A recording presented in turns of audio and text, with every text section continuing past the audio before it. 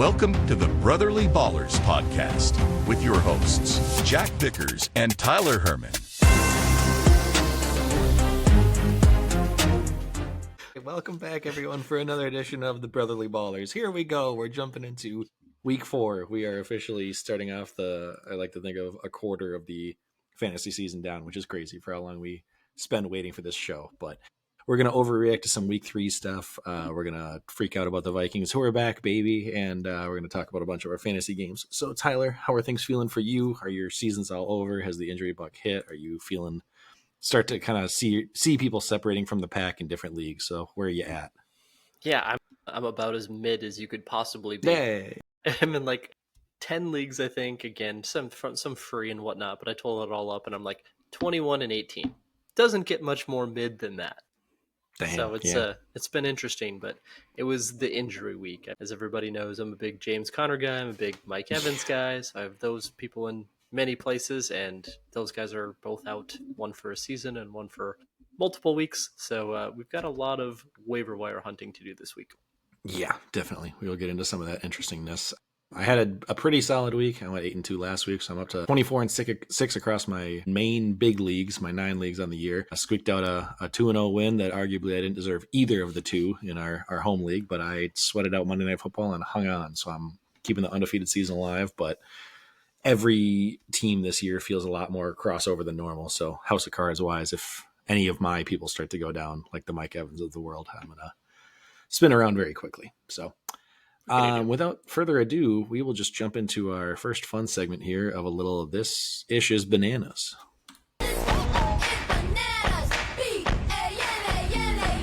So, as always, if you have any cool, fun facts that you come across on Twitter or wherever that are just either unbelievable NFL stuff or fantasy-wise, send them over our way because we love talking about these.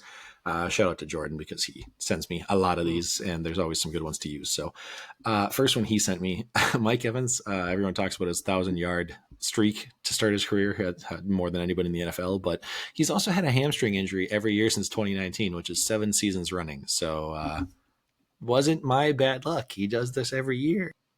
Yeah, but it definitely is, because guess how many games he's played in all of those seasons? Guess how many weeks he's missed? Probably a few. Maybe like 1 or 2, maybe 3 at most. Because I went back and I'm like, Jack, if you ruin Mike Evans, yeah, you for said me, this before I said the this. Season started.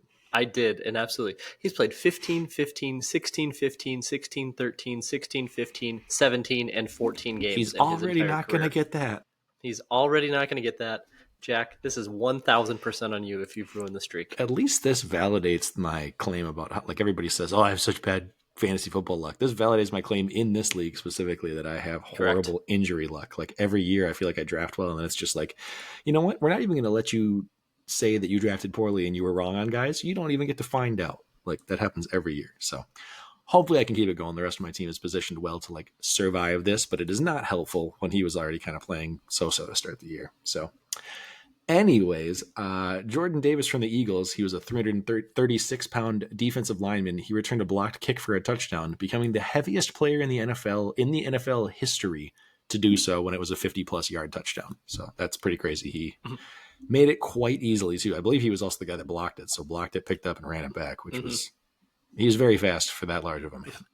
Double fun fact on top of that, the spread was -3.5. So they were not bad beat covering. That might be the worst bad beat that I've seen in many years of watching football. To think if he just blocks it and lays on it, if you're on the Ram side, you still win. You still cover the spread. You only lose by 2 or whatever because it was 3.5. And instead, just anybody who was on the Eagles I'm gonna run it back covers every number that was ever out there. It's like, that was so useless. Me and Katie were watching, and she goes, that is the most Eagles play ever, to run it all the way back instead of just laying on it and being over. Just a big old like, no, we're scoring the touchdown. Yeah. Another one, despite surrendering a relatively low total of 55 points or less through 3 weeks combined, the Texans became the only team in the last 20 seasons to start 0-3. Solid defense, but their offense can't even score 55 points. So yeah, they're awful. A little bit of Vikings preview here, but Isaiah Rodgers' monster game against the Bengals. He became the only player since 1999 to have an interception return for a touchdown, a fumble return for a touchdown, and a forced fumble all in the same game. He was also the fourth player in NFL history to score multiple defensive touchdowns of 60-plus yards. So that's a very, very high bar to beat. And then I saw PFF. Incredible. He was like the first one ever to have a perfect, what was it, 150 or 99, whatever the score is. Yeah, 99.9, perfect score. So that surprises me that there wasn't somebody else who did that, like the Moss, 3 receptions for 184 yards, touchdowns, or somebody hasn't computed the formula. I don't understand, but that's super exciting for him. I believe it was the first defensive. Okay. I think it was. I'll look it up while we're talking, but that makes sense, I believe it was the first defensive perfect grade because you can imagine how hard defense. Right, you can imagine how hard defense already is in the NFL. Then have a perfect defensive grade is insane for a game. So yeah, you can have 3 picks and then give up 1 catch, and then that ruins it. So. And then lastly, for the first time in NFL history, a single day featured at least 2 blocked field goals returned for touchdowns, at least 2 punt return touchdowns, and at least 2 pick sixes. So just defenses getting it done all kinds of ways. Yeah, like 7 defensive touchdowns on the day, a couple punt returns, kick returns. It was insane. Go DSTs. Yeah. All right. Well, that's it for the fun facts. So we're going to move into NFL news-wise. Going off of Isaiah Rodgers, we're going to do the Vikings 60-second synopsis here. So really quick, Vikings beat the Bengals 48-10. Ow. Biggest reactions or quick notes from me before we'll let Tyler kick off week 4. But defense, as we talked about, arrived finally, make a statement game, which we could have used. JJ would have appreciated that in the first couple. But 5 turnovers led by Isaiah Rodgers 3. Jordan Mason on the ground looked amazing with Aaron Jones out, 16 carries for 116 and 2 touchdowns. Will Reichard made our franchise-long 62-yard field goal. I didn't even realize that was the franchise record at the time, but right before half, amazing. Carson Wentz didn't have to throw a ton, only 14 completions out of 20 attempts, but 173 yards.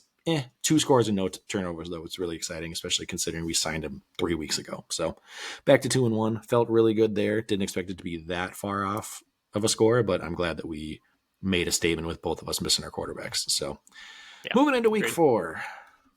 Yeah, week 4, we get to now travel overseas, and we get to do it back-to-back weeks. The first team in NFL history to play 2 international games in a row. Only the Vikings. But anyway, week 4, we play Pitt in Dublin. So you guys get to enjoy your 8:30 a.m. kickoff. This is the only time East Coast sports wins. It's 9:30 out here, so we're at least a little more reasonable. But yeah, for both sides of the game, I think it'll be one of those defensive battles. Travel weeks are always tough when you're playing international games, and I hope I'm wrong, but the Steelers' defense has been awful, just not what you at all expect from a Mike Tomlin defense. So I think we see a pretty concerted effort from the Steelers side. They've been one of the worst in the league, and they just haven't been as hard-nosed as everybody has expected them to be over the last, 2 decades nearly. So I think they come out with their hair on fire, and Wentz being a game manager and whatnot, what we need him to be, honestly, I just see a lower scoring game. We're the second lowest over-under of the week right now at 40.5. 2 points above the Texans and Titans game only. They're at 38.5. So we scored more than that on our own last week. Come on. Agreed. So 40.5 seems like a pretty low over-under, but I get international and travel week as well. But I see a couple of good defensive battles and the Steelers and Tomlin getting on the Steelers defense. So I think it's a pretty fair number. I just hope we hit Rodgers a lot and make him look bad. Yep. I just hope he's not having a go-off kind of game and just gets to do his F you to the Vikings again. So that'd make me happy. But we'll see how much of it I catch at the beginning of the game. We'll be waking up and chasing little humans around. So yeah, exactly. All right. Other quick notable NFL news, fantasy or otherwise. Jackson Dart, the big news, officially named as the New York Giants quarterback. Sounds like they basically locked it up saying he's going to be the quarterback the rest of the season. So usually you see him name him and kind of see how he does, but they're like, nah, screw it. Like, we're bad enough. We're just going to go with it. So it makes sense.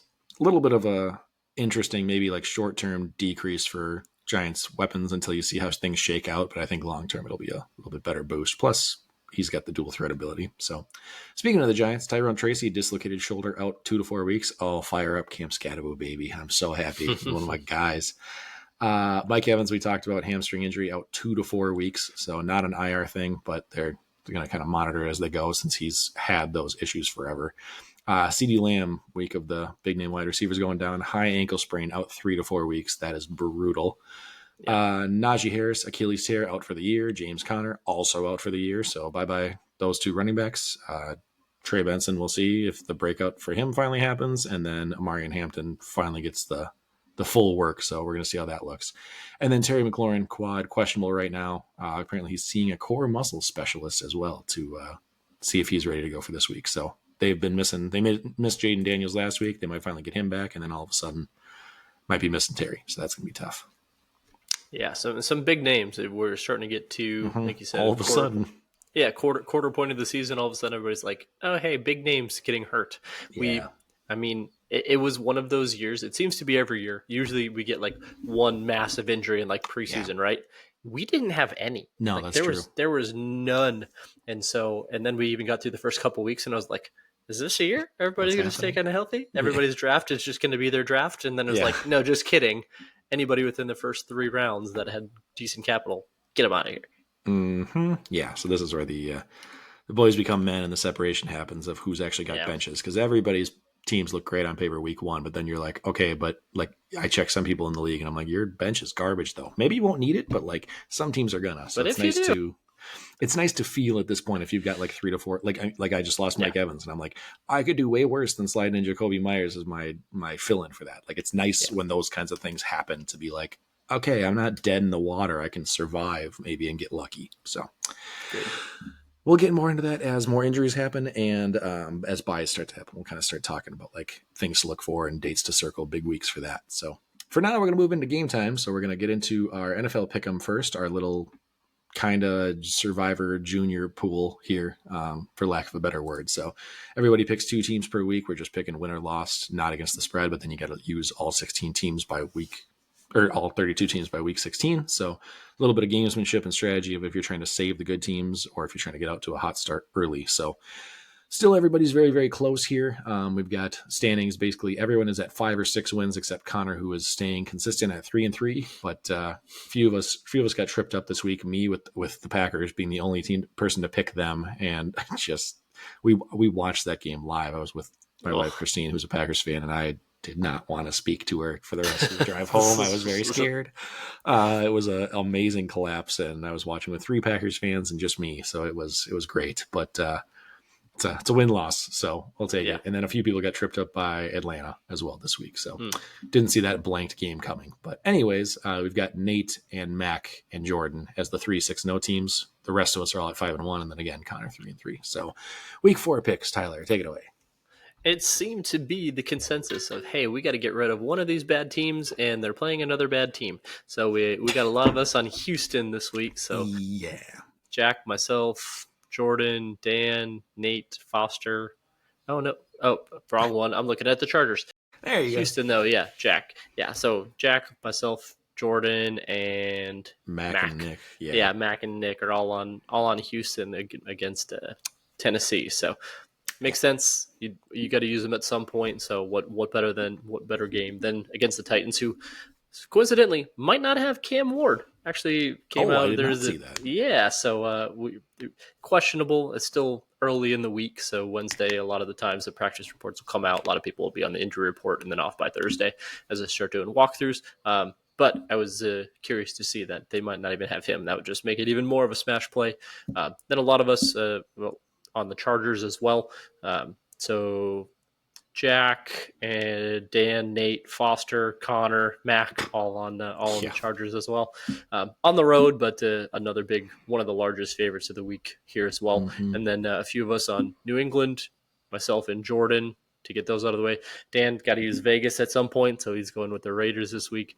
Nate's other pick is the Jets, Foster and Connor, using a big name in Buffalo. They're the largest favorites, I believe 12.5 on the week, so certainly makes sense, and playing at home. And then Nick using another big name in Detroit this week. So a lot of big names, but a little bit of variance outside of the Houston and Chargers game, so we might see a little bit more separation from the pack. Yeah, that'll be 5 out of the 8 of us now that'll have used Buffalo through 4 weeks. So those seems like some of those that I feel like I try to save. I mean, obviously, what do I know? Because I got Green Bay wrong last week, but still, it's you see people kind of just saying, I don't care, I just want to stay on top of the leaderboard as long as possible, and I'll figure it out later. That makes sense. So different strategies. Yep. Agreed. Rolling into our big NFL pick, and we got the Minnesota Sports season long one on the ESPN app this year. So week 3 recap, basically where we're both at. I gained 1 game on Tyler, however that shakes out. So we're both at 34-14. That's currently good enough for 10th in the thing, which seems crazy that we're that far behind. Yeah. But there's a lot of people tied above. So it's not like we're 3 games out from first. So, I mean, yeah, I was just going to pull it up while we were talking far. through it. But yeah, I think the best is 37-11. So it's, I mean, we'll see what happens. I've tried to be a little bit spicier early on than I normally would. So I feel like last week I got a couple of sneaky game wins, but then I got cute and got easy ones wrong. So sure. All right. So almost upset. We won't go over the wins and losses this week. We'll have a graphic back for you guys next week so you can just read it because I don't want to just list everything. But the almost upset of the week game last week was the first one that I got completely correctly. All 3 have been basically within a score or closer than the spread said. But last week I said it seemed really weird for having Jacksonville only at 37% versus Houston, who hadn't shown anything, and they straight up won. And then I also talked about wanting to lean Lions over Baltimore just because 22% felt so disrespectful for the Lions. And I was dumb and completely forgot to check it and then switch my pick. And I looked at the start of the game and went, oh, shoot, I left it as the Ravens. Oh, well. So, but as far as this week, kind of the same as last time. Last week 3, where there's a ton of clear favorites, and I just was like, I don't feel confident about any of these people, even if it was like a 90-10 spread. I feel like I would still lean the favorite. So the only one I considered was believing in the Colts again. They're only 29% versus the Rams. I do like the Rams more. It just felt like a very big spread for how the Colts have been playing. But the one I'm going instead is one of the 2 Monday Night Football games with the Jets at 31% versus Miami. I would take the Jets straight up over Miami with how much of a dumpster fire they've looked. So giving the Dolphins 69% seems a little bit blasphemous to me. My only hedge bet or caveat is I will say with Justin Fields still questionable with the concussion. If he plays, this seems like an easy lock for me. I feel like his offense will add a lot to that team, and the Dolphins can't do anything except for throw to Achane 20 times a game and get 30 yards. So, Yep, I agree. I've actually got that penciled in myself already. I've got the Jets noted. And interestingly enough, in a divisional game, I'm going to take the Cardinals over the Seahawks. I don't hate that. Yep. At home, divisional game, the Cardinals should have won. They honestly have a really good defense. And we'll see. Obviously, everybody's overvaluing Connor losing. Trey Benson has been good. He's obviously not James Conner. But if nothing else, that means Kyler has to throw more, do more with his legs. I see him pulling one out here at home. If Marv could just catch a deep pass, then they probably could win. If he could catch any pass, my goodness gracious. I saw my favorite thing across Twitter where it was like, I think one of the fantasy footballers, Jason, put it out, but it was like Marvin Harrison having a tough game and broken up about it in the locker room after, and he quote tweeted, and he was like, well, as bad as he's been playing, it's nice to see maybe there's something deeper going on than we realize. And they were like, so you had a pretty tough drop out there and only produced for 3 for 29 yards. How are you feeling? And he was like, yeah, well, oh well, on to next week. Just did not care whatsoever. That was a good set my expectations up reverse tweet. Just does not seem like he gives a crap. So it's crazy. All right, moving on to the Bomb Squads and Butt Cheeks. Next week, we'll get you a little bit of an update on what the actual standings are for how we're pacing out. Yep. But again, everybody's got 3 teams. We're just going off NFL records. So you're trying to have most combined wins or most combined losses. My 3 teams, Saints, Bears, and Jaguars. I am now at 3-6 on the year after a 2-1 week last week, which hurt. So not great. The Saints are carrying the way at 0-3, but the other ones are both kind of The Bears looked really, really good last week against the Cowboys, so that hurt. Week 4, though, I've got Saints going against the Bills. Feels fine. The Jaguars are going against the 49ers. Also should be fine. And then the Bears versus the Raiders. I feel like the Bears will probably beat the Raiders, but maybe I'll get lucky. But I feel like the other 2 are locks. So at worst, 1 and 2 keeps me pacing on. Yeah, I made it to 9-0. That streak will. It's not happening. End. If it's not happening anymore, I'll get to that in a second. But I got the Eagles and 49ers and Bucks, and I could have very easily been 6-3 after this. But I got the Eagles with the blocked field goal to win it. I got the 49ers and the Bucks both with game-winning field goals to win by 1 and 2 respectively as time expired. Actually, both games by 1. Now that I think about it. But yeah, two game-winning field goals as time expired. I will take it. That makes me 9-0. But in week 4. We got the Bucks playing the Eagles, so that it makes it very hard to continue to stay undefeated. So I'm at least guaranteed 1-1 there. And then the 49ers play the Jags, as Jack mentioned as well. So Yay. feel pretty good about that. And I think 49ers should get Brock Purdy back as well. So and they're also playing at home. So I think I should go 2-1. All right, moving into our next game, we've got it's going rough this year, but we're gonna keep trying to swim upstream. Where'd it go? Find the button. There it is. Just keep swimming, just keep swimming, just keep swimming, swimming, swimming. So I will add up all of these very tiny numbers next week, but let me tell you, it's not going well for either of us. Usually we have a lot more success than this, but I'd have to check and see if there's any other picks that had been, like if we had potential to be way higher, but it's been rough other than like 1 out of the 6 that Tyler had. So last week I had Jake Browning versus Minnesota thinking they'd have to throw a lot and they'd be behind. They were, and they still couldn't do anything. So 5.9 for me, and Tyler went Trevor Lawrence for the third of the two of us week in a row versus the Texans, and they only got 7.8 despite winning. So here we are. It was awful. So week 4, I get the first pick. I was considering going a little bit spicy with the Jackson Dart news, but I figured I just need the points at this point. Let's play it safe. Geno Smith for Chicago. He's coming off of a big game against the Commanders with 3 touchdowns, all to Trey Tucker, and I think 3rd most passing yards on the week. He's had 2 great games this year and then just 1 dud. That's the only reason he's not higher. Seems kind of like what you get for Geno, so I'm just banking on it. It'll be more of the good versus the bad, and then he gets the defense for the Bears that are already not great in the secondary, and they're missing their top 2 corners this week. So I'm hoping we can move the ball in the air. I don't like going up against Chicago's front 7, so I think Genty's going to have a tough time, but at least maybe they can pass a little bit. Yeah, I like it. Certainly a great pick. Essentially, if nothing else, I feel you on like kind of the high floor. Yeah. I feel like we're both just trying to like get on the board. Like my high for the season's 10.3, so we need double digits. I did something similar. So, but again, against currently what's one of the worst defenses in all of the NFL, I'm going to go with Wentz.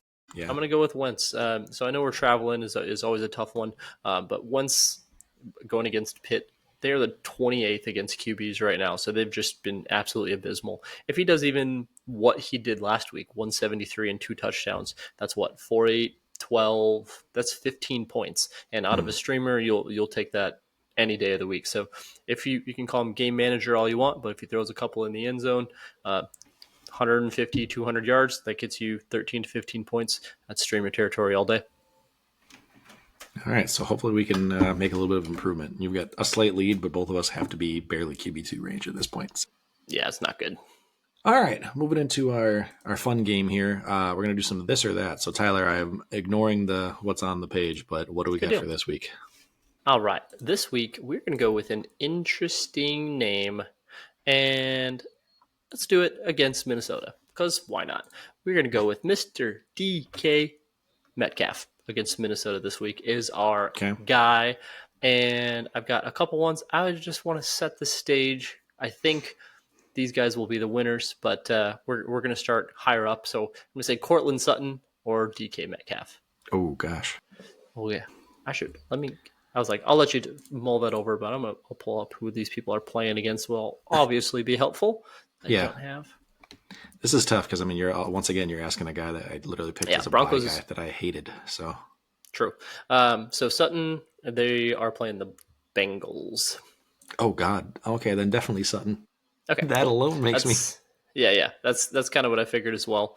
And then I'm going to go the newly appointed wide receiver 1 in Dallas in George Pickens. So Pickens versus Metcalf. Dallas. They're playing the Packers, I think, this week. Correct. Yeah, so I think in this situation, they're going to have to throw a ton, too. Plus, I just think with CD gone, that's going to be huge. So kind of situational based, but I'm strongly on Pickens as well. Perfect. Okay, good. We're good so far. Exactly kind of what I was thinking. And then the other one that I figured you would go with, Keenan Allen. Oh, they're playing the Giants. Makes me sad to say it. The only thing I could say is them being up early and not needing to, so that would maybe scare me. But sure. I think I still go Keenan just because his connection with Herbert's been insane. Like he's like the wide receiver 7 on the year so far. So that seems tough to pass out. Okay, good deal. So that's kind of where I was at so far. I figured that'd be about the ceiling. Take all those guys over DK. Let's see how far down of the floor we go. Let's go with Jordan Addison. First game back here, obviously against Pitt's secondary. Are you going to go DK or Jordan Addison? I think I lean DK just because like I don't know that we're going to throw enough with Carson Wentz, and I'm not like relying on him fantasy production wise. Maybe Addison gets his token deep touchdown, but I think I lean DK just because at least we know he's the one and he has his quarterback throwing to him. Yep, I like it. DK or let's go Calvin Ridley, who is another one of your boys that's been absolutely brutal, but again playing the Texans. Bad. God, I have to keep imagining that Ridley's going to figure it out because he's still getting targets. Like he's gotten 8, 6, and 7 in 3 weeks, and he's turned that into exactly 7 total catches. So the volume's there. It's just not happening. But I think until we see it happen, and especially with the news that apparently Cam Ward might be out this week, I would go DK. How about DK or T. Higgins? I know Browning's looked pretty awful, and obviously going to be the 2 there. But still getting the volume. Has he done anything with the volume this year? I feel like I barely heard his name. Certainly hasn't been great, and obviously you'd be more confident with him having Burrow. But it's a tough one. The ranking reflects that, and I'll get to it in a minute here. I think without knowing what they are, I would lean DK just because at least he's the one, and I don't know that it's much better, but it's got to be better passing share. Good deal. DK or Devonta Smith, and again the Eagles are going against the Bucks. I feel like I always like the Eagles Bucks games. It's always a shootout. Very much. This I would lean Devonta Smith, which probably isn't the rankings. It's probably based on my not liking DK. Sure. And also liking Devonta, but I know he had 2 kind of slow games, and then he had 1 good one last week finally. So I think the potential is there for them more so. Yeah, and then always an interesting name, and I never know where to rank him week to week. Jalen Waddle, DK or Jalen Waddle. He always feels like he's like that wide receiver 2 range, and I never feel good about it, but he has all the potential there. I don't know that as much as I don't like DK, I don't know that I trust the Dolphins offense figuring things out right now. Like he was basically saved by a touchdown last week, so I don't really bank on that. So I guess DK, but I would prefer not to start either of them. Yeah, fair enough. So, I mean, those were the essentially 7 or 8 guys that I had against him. You're pretty right in line with consensus. Okay. I'm looking at it now. Yeah, Sutton, Pickens, and Keenan were 18, 19, and 20. DK is 26. And then you would have picked DK over Waddle, who was 28. But again, DK was 26, so essentially right there. And you would put Devonta Smith above DK. So he's the only one. So he's really the only one. And then 30 feels low for him. Agreed. And then Calvin, and Addison were 34, 5, and 8. So essentially a back-end wide receiver 2, more so a flex if you have the option for DK. Still certainly startable, but he's just one of those guys that if you're looking for maybe in my opinion, a higher floor, because I think he's going to do okay against Minnesota. I think it's a lower scoring game, but this is certainly more of almost a roster construction play for me. If you need to swing for the upside, I don't know that DK is it for this week. If you got somebody who needs the big bomb, you can look at somebody like a T. Higgins within that range. I would certainly understand if you're like hey, I feel like the opponent I'm playing is going to outscore me a lot and I need to swing for the fences. Then I could certainly see you going with that route. But essentially back end wide receiver 2 for the week, more likely a flex. He just feels like you're only going to be, if he scores a touchdown, you'll be happy. And if not, you're not going to be. Like he's not going to get enough catches. And unless he gets 1 deep bomb, he's not going to have the yardage. So it's just kind of all or nothing. So awesome. Good deal. All right. Moving into our last game here. A little bit of suit up or sit out. Suit up. Where's your suit?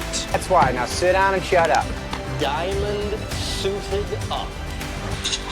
In your seats now. Where's my super suit? Hey. All right. So I'll start recapping next week of like how we do on these, if we're even correct or way off base. But Tyler's basically got 3 guys that are borderline even based on either based on matchup or just performance thus far. And we're going to say basically whether to start or sit them as your flex-ish guys. Good deal. So before I get there, I was like, I feel like I thought I put it in here, but maybe I missed doing it somewhere. But I had a listener question come in very similar to last week. So totally thought I put it in here. I think I accidentally deleted it. Either way, was going to do it in a this or that section because it made more sense. But here we are. We're going off the rails already. But similar vein, because it's from the same listener. Omarion Hampton, now that he's the bell cow this week for the Chargers against whoever I said, the Giants, I believe. Mm-hmm. Or back to Kyren Williams against the Colts this week. Ew. I mean, both of them feel pretty good. It's tough because Omarion hasn't shown enough of it yet with like his decent work. I mean, he's been getting enough volume even without being the bell cow guy, but he killed it this last week. Versus the Giants, I feel like could be really good. So I think I would lean worst Omarion. in the NFL. Yeah, it doesn't surprise me. It feels like they are every year. I would lean him over Kyren even. I know Kyren's kind of Mr. Automatic with a touchdown, but he's not killed it yardage-wise with the Rams, and I feel like they're moving it so well with Puka and with Devontae that he's the same thing as DK, where like I feel like there's going to be a week, like we're talking about right now is like, oh, he's crushing it, he's great, like low-end RB1 kind of thing, and then the week that he doesn't get a touchdown, you're going to finish with like 14 carries for like 60 yards and be like, oh. Yeah. So... yeah, I'd swing for the fences. I think this is the breakout for Omarion this week. 100%. And honestly, he did phenomenal this last week. 19 for 70, 3.7 yards a carry plus a touchdown on the ground. 6 for 59 in the air as well. So you imagine you're playing in a PPR league, which most is pretty crazy. Kyren's going to get 2 a game, but he certainly doesn't have the upside of 6 a game, as I think my big breaker for this one, especially in a PPR league. So against hapless Giants team, if you still have the now obvious bell cow role with the receiving upside, if somehow the game stays close, as crazy as it sounds, I'm with you. I'm taking Hampton as well. Especially you're like Kyren Williams locked in tail end round 2 pick versus Omarion 3-4ish, and it's already. But now with the injury to Najee, and you know that is the clarity 100% his. Yeah, the clarity there would have made him an almost smash second round pick in preseason. So now that the ambiguity is gone and it's his backfield, I feel you. Let's roll out some Omarion Hampton. Omarion over Genty rest of season all day. Oh, yeah, that's not even a question. I agree. It's just a better offense. You just have more touchdown equity, if nothing else. Agreed. Okay, cool. I'll get to the actual game that we're playing now. So 3 picks this week. We went with a running back and 2 wide receivers, essentially flex level individuals that you certainly could have a lot of teams where this guy you're mulling over starting or sitting this week. So the first one, a name that I know Jack doesn't love, but that's what makes these games fun. Travis Etienne versus the 49ers. Again, I'm going PPR since most leagues are this 18, 16, and 11. So he's done all right. He's certainly been flex worthy for your first 3 weeks. San Fran's 7th against running backs. So Etienne, you suit him up, sit him down. Yeah, I'm looking at he's played the Panthers, the Bengals, and the Texans, so obviously nothing impressive for defenses, but he's gotten 16, 14, and 16 touches in each of those 3 games. So, that's helped a lot. A little bit of receiving work, nothing crazy, but I don't feel great about it, obviously, because the matchup's tough, and I think the 49ers will be up early, but I think, like, if you're talking about him at least as a flex, I think it'd be crazy not to at least start him. I think I'd be starting him sort of uncomfortably as my running back, too, but I can't imagine you have better options to sit down. Like, maybe if you got, like, a Trey Benson or something like that sitting on your bench that has done nothing so far, and now I could see it, but anything else, I can't imagine you're starting over him, so I'll suit him up. All right, that's fair, and I can agree with that. Suit up! All right. Next one for you, we're going to switch over into receivers. Those are always a little bit tougher. Mm-hmm. But another interesting name that I know you don't like, who knows, but along with MVP candidate Daniel Jones, ?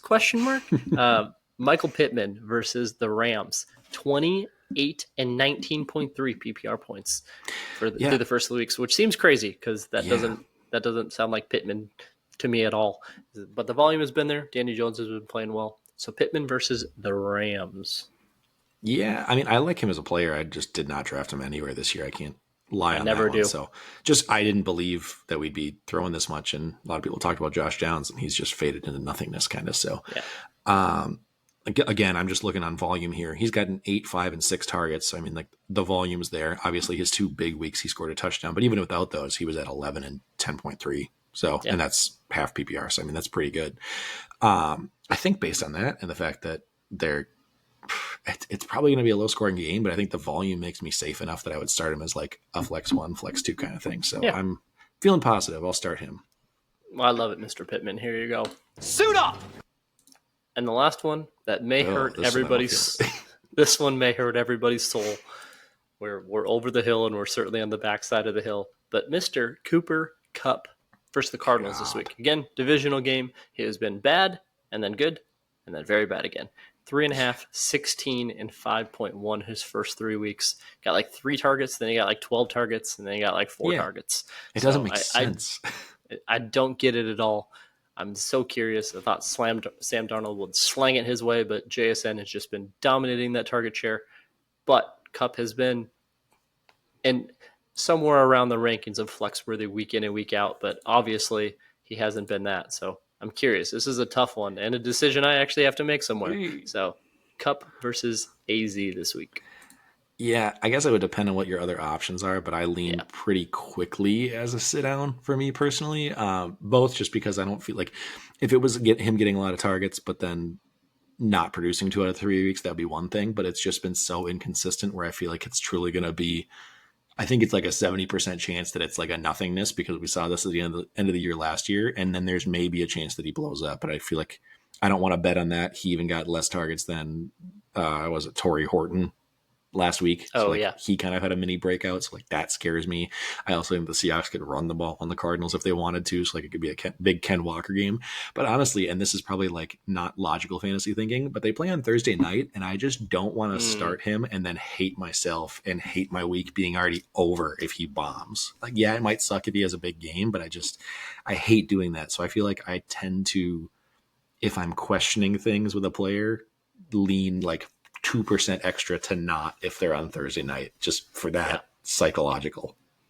I feel this, and Cooper Kupp, it hurts my soul to push this button, but I got to do it. Now sit down and shut up. All right. That's what I got this week. Yay, love it. All right, we're going to wrap things up with the last couple of quick league updates here. So really fast, the Guillotine League, our chopped version on Sleeper, I should say. 3 weeks in now. A few people have been cut. I'll run through the notable bids that just went through today.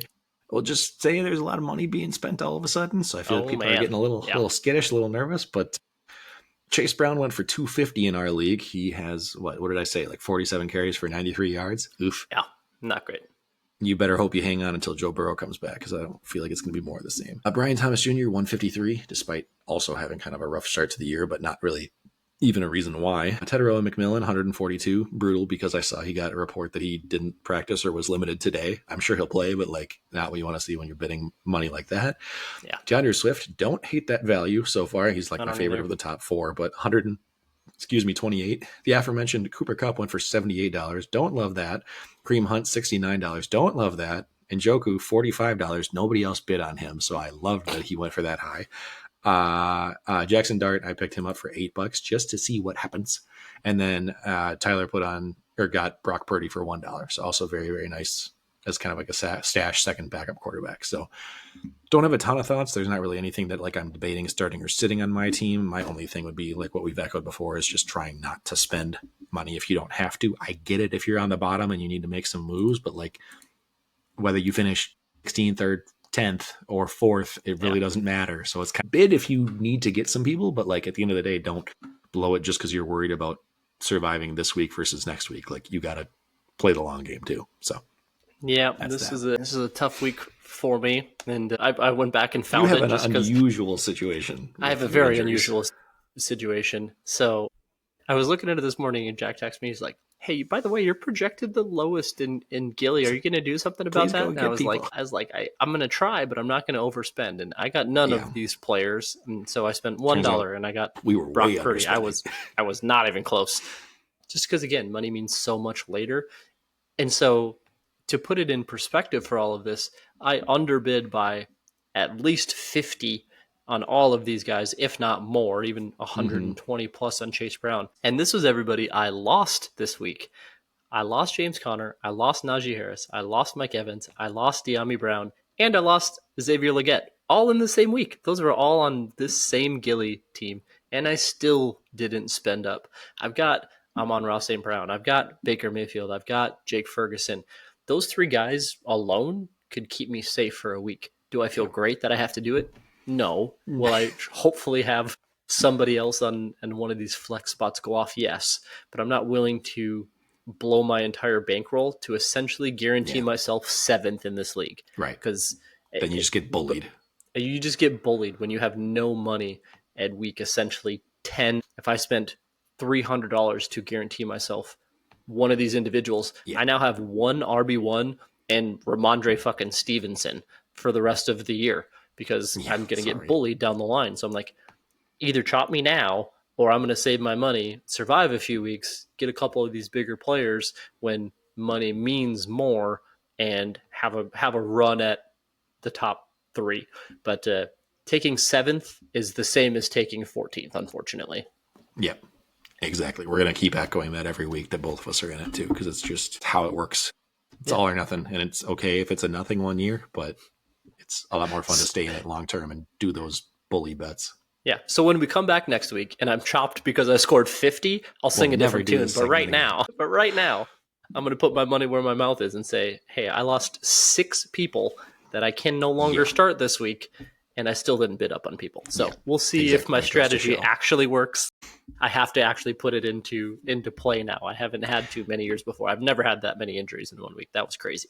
And my theory it's actually new theory this year, but like, I think it's just honestly that a lot of people early in the season and they're in other leagues and they get excited, and this is so boring for them to not do waivers that people tend to spend up early just because they want to do something. Or maybe they were out early last year and they're like, not happening again. Whereas like, I guess I'm used to this and I have the gratification of how fun it is to be like, I'm going to get him for 30 and him for 40. And like, it just fill my team with first round picks that it's worth not doing anything for like 10 weeks. So we'll see.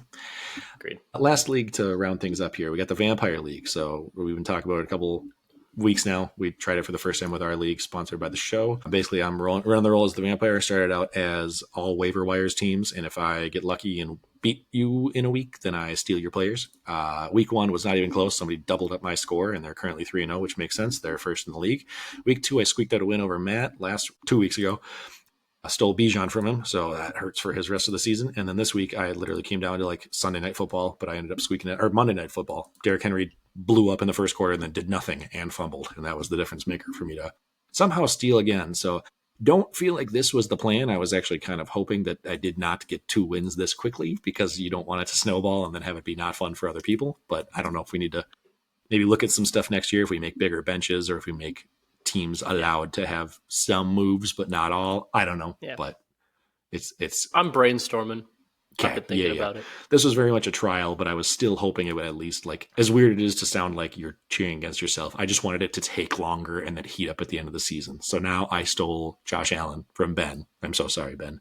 To have those two through 3 weeks, and all of a sudden my team looks a lot more legit. Still some handicaps with the rest of the team, but like, it's doable now. Now it feels like a coin flip if I win each week. So this week I get Tyler. So I'm already scouting some of your players. So kick a man when he's down. He's like, I got Cam Ward questionable. Just lost James Conner again. We just talked through all this, and it's like, come on. This is just kicking me when I'm down. I have to roll out Cam Ward or Justin Fields, and I might have the opportunity to roll out nobody, and I can't make any waiver claims. So we shall see. By the way, I'm benching everybody. I was going to say, good news, I'm not taking your quarterback. So you do have to have an active lineup. There's no James Conner available to put in your starters for me to steal. Hey, that was not specified before this started. I'm looking at you got a lot of interesting players. These, like McCaffrey and Nico, could easily help you win your week. I think you should play them, and you should just see what happens, and it'll be great. You have the opportunity to steal nobody of value. I'm just letting you know that right now. The problem is you might have to put somebody in with how many people are injured or suspended for you. That at least that is correct. The best player that you can steal from me is you can have Keenan Allen. Yeah, I was going to say Pollard or Keenan or Debo. I haven't looked at it yet. I'll take it. I'll take what I can get at this point because it's better than Alec Ayamanor, who I'm starting in my flex right now. So yikes.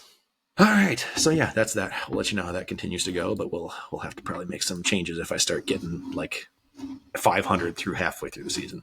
Yeah. But so that's all I got. We're not doing anything for Dynasty Download this week. We're going to wrap things up and keep it shorter and sweeter. And we'll come back to you guys next week, let you know how week 4 is going. So please comment, check things out. Let us know some starter sit questions or just debates that you have going on in your leagues. And that's all I got. Awesome. Appreciate the listen. As always, Pod Squad. We enjoy doing it week in and week out. But like Jack said, get any questions, send them this way. Send us texts as well. We'll obviously shout them out on the show. But for now, we'll let you guys go with a nice short episode. Jack, we did it. We got 45. everybody out here in like 45 minutes. So till next week, Pod Squad. Peace out. Bye. Thank you for listening to the Brotherly Ballers podcast. Check out more content on youtube.com/@thebrotherlyballers.